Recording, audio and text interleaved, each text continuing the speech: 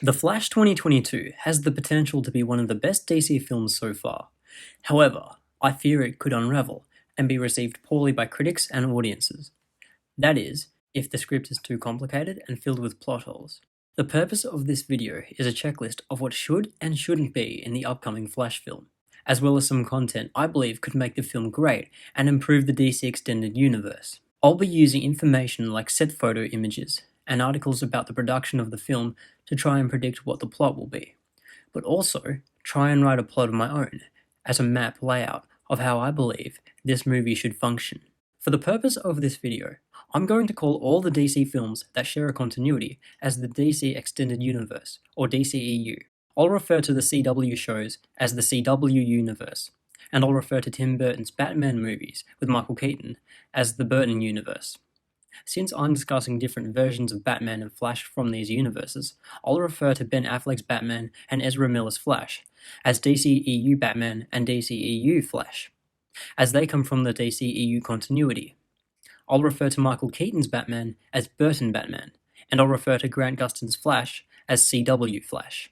For those of you who don't know, the CW does a few TV shows of DC characters, one of which is The Flash 2014. Last year they did a giant crossover between CW shows, and Ezra Miller's DCEU Flash made a small cameo appearance. This will be important for later. The first thing we need to do in this universe is establish Flash's abilities, in particular time travel. There are two concepts I find frustrating in storytelling: resurrection and time travel. This is because when a writer introduces these concepts, it severely lowers the stake of the conflict. For example, if Flash went on a date, but a catastrophic event occurred, resulting in his date's death, there would be no tension in the story, because Flash can simply go back in time and prevent the death of his date. Storytelling becomes difficult if consequences can be undone with ease, especially deaths. The CW shows constantly resurrect characters, thus eliminating the impact of deaths. Time travel is a core component of the Flash's powers, and the concept is utilized in some of his most popular comic book stories, like Flashpoint Paradox, where Barry attempts to travel through time to prevent the death of his mother, but accidentally creates a new apocalyptic timeline. I aim to limit the accessibility of his time travel powers, as well as set certain time travel rules in the DC universe. There should be very specific tools needed in order for Flash to time travel. I never liked the idea of Flash simply running into time, because it's too easy for him to undo conflict. In the comics, the cosmic treadmill is virtually a time machine for Flash to run through. Maybe Cyborg could open a portal to traverse the fabric of space. Then the cosmic treadmill could enhance Flash's speed powers and allow him to traverse through time. Therefore, Flash's speed, plus the cosmic treadmill, plus Cyborg's technology, could be the three components required for Flash to access the doorway through time and space, possibly to different universes like the Burton universe or the CW universe. The CW's Flash introduced way too many powers too quickly. Maybe DCEU Flash can discover a new ability every film or two. Flash already has quite a few abilities in the DCEU, like super speed, super healing, time manipulation, bioelectricity. Limit how many new abilities Flash has, or at least slowly introduce them over the next Flash and Justice League movies. That way, the Flash is always staying fresh to the audience.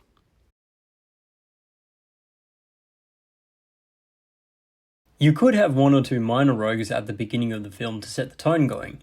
Maybe Trickster or Heatwave attempt to break into a bank. That could explain the set footage of Ben Affleck's DCEU Batman chasing an armoured truck on his motorcycle. Then, at the end of the film, there could be another rogue appearance, maybe Mirror Master or Captain Cold. These short cameo appearances from these villains could eventually form the Rogues group in a Flash movie sequel. In the comics, the Rogues are a group of Flash villains similar to Spider-Man's Sinister Six. The Speed Force is sort of a pocket dimension which allows speedsters to travel through space and time. It works differently depending on the writer and the continuity. Perhaps an antagonistic element of the film could be the Speed Force itself, specifically Barry not being able to understand it. In Justice League Unlimited, Flash ran into the Speed Force and was nearly permanently trapped in it. Flash! Shaira, it's so beautiful here. There's a force, a speed force. It's calling me home. I don't want Reverse Flash as the main antagonist for Flash's first film. Evil counterparts to superheroes can sometimes be interesting, but often they can be boring. They're merely an evil version of established heroes. Superhero movies have done counterpart films to death. The list goes on and on. The CW has already introduced multiple counterpart Flash rivals, one of whom is ironically called Rival. Perhaps Reverse Flash could be teased at the end credits. I want him to be the main antagonist for a proper Flashpoint sequel film, because that Flashpoint storyline is so awesome. It was me, Barry. There have been set photo leaks of another actor seemingly playing Barry Allen, or at least someone resembling him. It's possible this could be Reverse Flash, but I doubt it. I would love to see Gorilla Grodd as the primary antagonist for a Flash film. He'd need a lot of CGI, however I reckon it could be pulled off. Powers Booth played Grodd well in the DC animated universe, so I'd want Grodd to be based off that incarnation. A smooth-talking, cunning, arrogant, brilliant genius. You've still got the spark, Luthor. I see it in your eyes. The spark of a man who can't be bound by society's petty restrictions. Besides, nobody who plays the game at our level ever quits. Perhaps he could be trying to capture Flash to gain access to the Speed Force. Maybe he wants to travel through time. Or maybe travel to an alternate universe for some nefarious purpose. Grodd is known for having telepathy, and sometimes mind-manipulative abilities. From the concept art, we've seen Burton Batman and the Flash team up to fight against what looks like armed soldiers. Maybe Grodd could have his own personal military who's taking over Gotham, or some cities in the United States, in Burton's universe. This is a very loose plot summary I created to show how the film could turn out. I didn't go to too much detail because of time constraints. I added many elements into the film I reckon will be awesome. At the time of this recording, I can't find any concrete credible information if this film will fall into continuity with the theatrical release of Justice League or Zack Snyder's Justice League from 2021. I'm hoping it falls in line with the latter because of the critical success. I've written the draft plot so it can fit in continuity with both versions of the Justice League. Let me know in the comments if you want me to make a detailed video writing a scripted plot for the film. The film opens with a bank robbery in Central City. Heatwave and his armoured goons escape in armoured trucks. DCEU Batman, Ben Affleck, chases them down on his motorcycle. Flash joins the pursuit and helps Batman apprehend them. Heatwave jumps on a fiery hoverboard and speeds away from the armoured truck. Flash gets into a high-octane chase with Heatwave, deactivating his flamethrower hoverboard and subduing him. After the credit sequence rolls, Barry visits his father in prison, Henry Allen. Barry mentions that Bruce Wayne has hired a team of lawyers to reopen the murder case of Nora Allen and hopefully exonerate Henry, as he was wrongly incarcerated for her murder. As a forensic scientist at the Central City Police Department, Barry has been going over old cases, one of which being the murder of his mother. Barry further reveals that his reporter friend, Iris West, has been helping him in the investigation.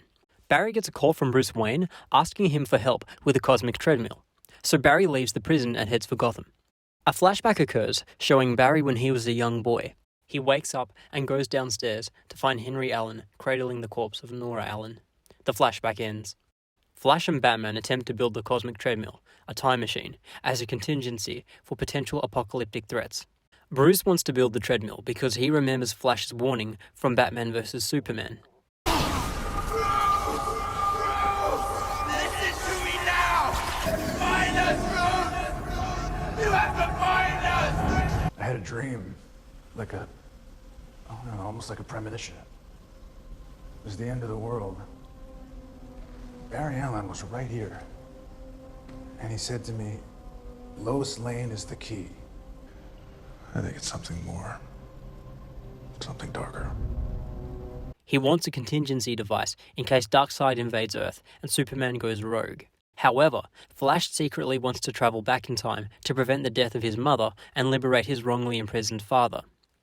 Bruce specifically doesn't want Flash to go too far back in time. He mentions to Barry, without the Flash, the Justice League couldn't have saved the world from Steppenwolf. Flash and Batman fire up the cosmic treadmill, attempting to make Flash rewind time. However, it accidentally sends Flash through the Speed Force into another universe, the CW universe. This will explain the crossover that occurred where he meets CW Flash, Grant Gustin, in the CW universe. I'm Also, the Flash. Also the what? The Flash? The Flash? The Flash? It's complicated. After teleporting back from the CW universe, Barry explains to Bruce that he just encountered another version of himself, who calls himself the Flash. Now he has his official superhero name. The pair alter the cosmic treadmill and try again, this time sending Flash to another universe. Flash runs around Gotham City and realizes it's very different from the Gotham he knows. The streets are older and gothic. Military checkpoints are scattered around every city block. Flash runs up a building and stares out at the vast city. That's when the Danny Elfman Batman theme starts playing. Flash turns around to see Burton Batman, Michael Keaton, standing behind him. The two are attacked by the militia and narrowly escape. They then head to the Batcave. Burton Batman explains what has happened over the last few months. That a sapient gorilla called Grodd has taken over Central City with his mind control militia. He's put metallic headbands on the soldiers to control them with his mind control helmet. Burton Batman pleads with Barry to help him rescue his wife from Blackgate Prison, Selena Kyle, who is imprisoned for trying to liberate trapped metahumans at the facility. The pair create a new, lightweight, streamlined suit for Flash. Then, they fly in the Batplane to Blackgate Prison. They break into the facility and free Catwoman from her cell. But the three are then confronted by Mirror Master and the militia. Batman attacks the militia, while Flash goes for Mirror Master. However, he's trapped in one of her mirror dimensions briefly. Eventually he escapes and takes her down. Suddenly, someone crashes through the roof of Blackgate. A pair of glowing red eyes emerges from the ash and debris. It's Supergirl. She wears one of Grodd's mind control headbands. After a short fight between her, Batman and Flash, Flash manages to swiftly remove her headband. Supergirl thanks Flash and Batman for saving her from Grodd's control and explains how she came to be. A flashback begins.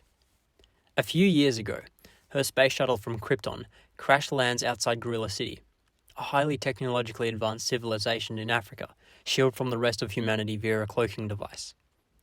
The city is ruled by a race of super-intelligent gorillas. Solivar, the police commissioner of the city, rescues Kara Zor-El from the shuttle and welcomes her into the city to live with the rest of the apes. Grodd, a scientist at the time, learns of her extraordinary superpowers and puts his plan into action, to take over the entire city by enslaving Supergirl with a mind control headband he created. His plan succeeds. He uses Kara as a weapon to overthrow the government and imprison Solivar and the police force. He then travels across the globe to Star Labs in Central City to manufacture more mind control headbands, where he slowly begins to form a human military across the east coast of the US. Flashback ends. Back in the DCEU, Alfred and DCEU Batman have called Cyborg to come and analyze the cosmic treadmill to find out where Barry was sent. As they work on the machine, bright lights emanate from the sky, similar to Aurora Borealis. Bruce and Alfred look in horror at the sky as energy beams enmesh and take over the atmosphere.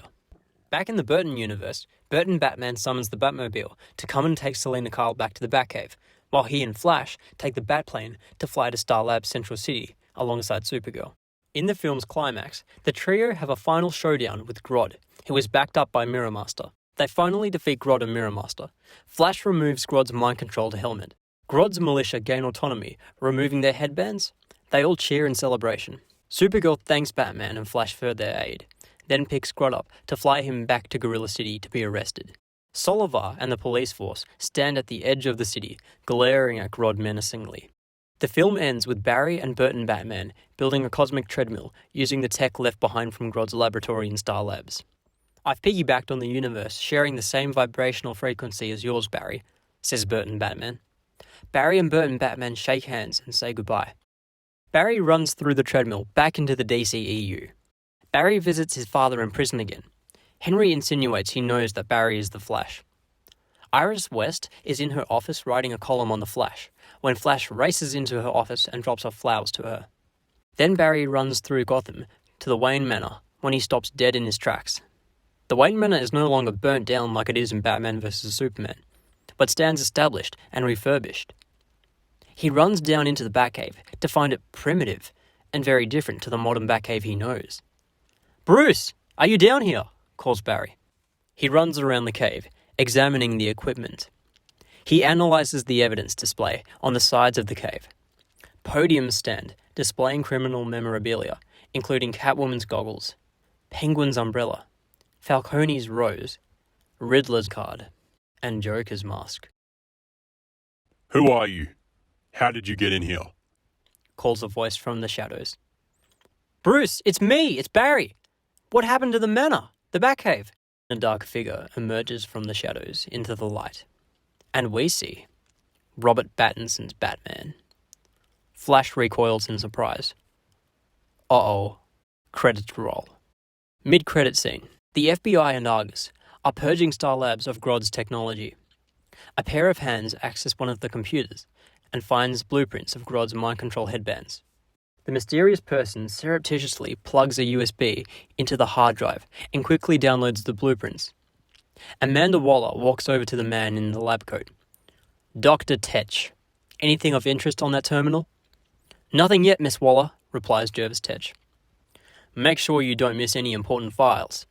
Oh, I won't miss anything, he replies under his breath. Believe me, I'd be mad. The credits continue to roll. Once the credits cease, the end credit scene commences. At Iron Heights prison, Heatwave is in his cell, reading the newspaper. Suddenly, in a flash of yellow, surrounded by red electricity,